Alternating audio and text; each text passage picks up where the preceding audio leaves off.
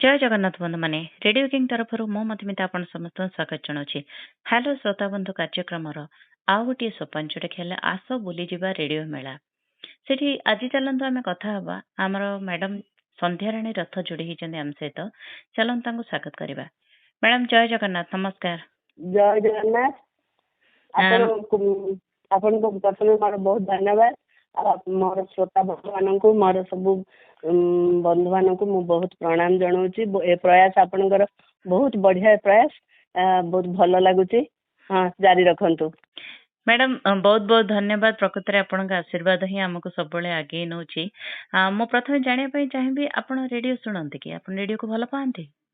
हाँ हाँ ये तो बहुत सुंदर कथा कहले कहीं जो छोट थी बर्तमान आसिक मु 65 वर्ष पहुँचली।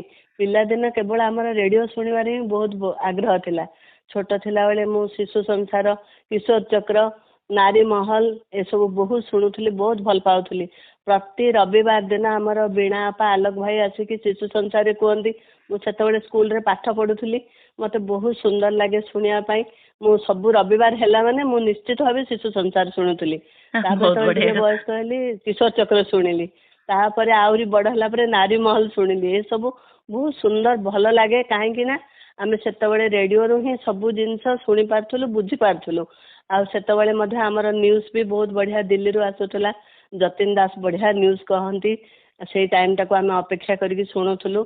आ रेडियो माध्यम आम बहुत गीतिनाट्य अन्य सब प्रकार प्रोग्राम से उपलब्धि करूँ। बहुत भल लगुला आमको शुणापी।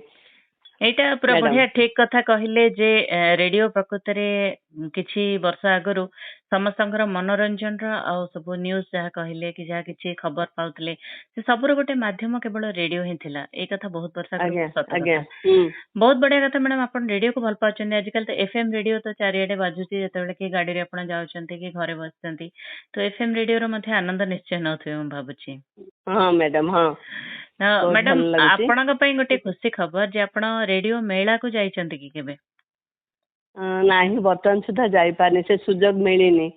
आपण पई गोटे बढ़िया खुशी खबर आमर भुवनेश्वर आपण जने खुशी हेबे भुवनेश्वर रे इंटरनेशनल रेडियो फेयर जोटा कि हैला अंतर्जातीय रेडियो मेला अनुष्ठित होची एई फेब्रुआरी 13 14 2 दिन।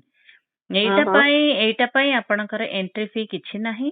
आपण समस्ते परिवार सहित जाई सेठी विभिन्न प्रकार जहाला वाद्य यंत्र अछि पुराना कालिया रेडियो जेते प्रकार वेराइटी रो सब रेडियो अछि सब डिस्प्ले करा हबो।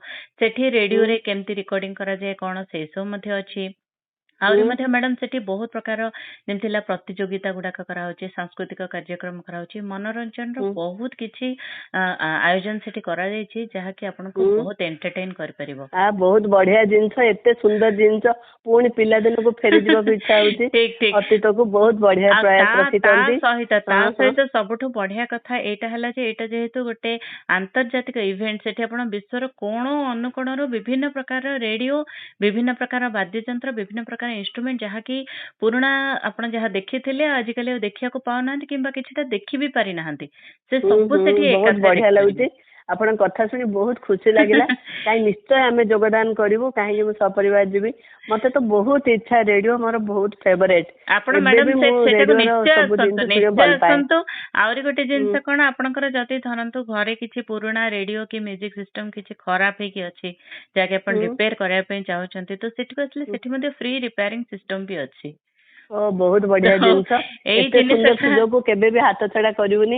निश्चय आपण मानक सहित साक्षात हबो। निश्चय निश्चय हमर पुराना दिन को हमें फेरी दिबु सेडा भूली जिबेनी जमारू भूली जिबेनी जोटा कि हैला फेब्रुआरी 13 और 14 तो एई दिन मध्ये जदी आपणक परिवार रे कि आ कोठी के मध्ये रेडियो जॉकी ही निजो जदी कैरियर बने पई चाहंती रेडियो रे योगदान द पई चाहंती तबे सेमाना पई मध्ये नियुक्ति रो भी सुजोग अछि। अच्छा ठीक अछि बहुत बढ़िया जिंस बहुत खुशी लागिला। तो निश्चय योगदान करिवो। निश्चय से आपनकर अपेक्षा रहला आपण मानक परी प्रत्येक रेडियो लवर आ जो मन सब हमठु बहुत बड़ अछंती आपण समस्त आशीर्वाद ही हमर ए प्रोग्राम को सफल करिवो। हमको निश्चय आपनकर अपेक्षा रहबो। निश्चय आसीबे आपण फेब्रुआरी 13 बहुत बहुत धन्यवाद निश्चय जीवो।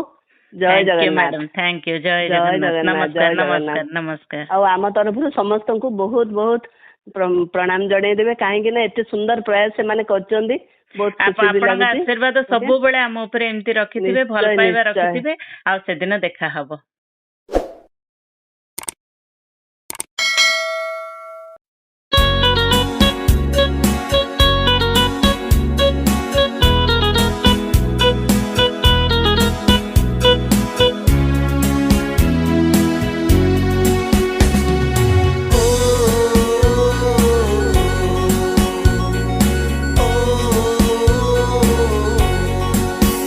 କିଛି ସ୍ମୃତି କିଛି ଅନୁଭୂତି ରେଡିଓ ସଙ୍ଗେ ପ୍ରେମ ପ୍ରୀତି ଶ୍ରୋତା କହିବେ ତାଙ୍କ ମନ କଥା ଭାବ ଆବେଗ ଶବଦର ସିନ୍ଧୁ